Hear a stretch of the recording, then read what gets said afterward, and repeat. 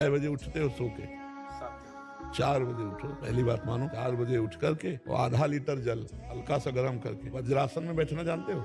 वज्रासन में बैठ के 10 मिनट में पियो, थोड़ा धीरे धीरे, और फिर 10 मिनट टहलो, शौच जाओ, स्नान करो।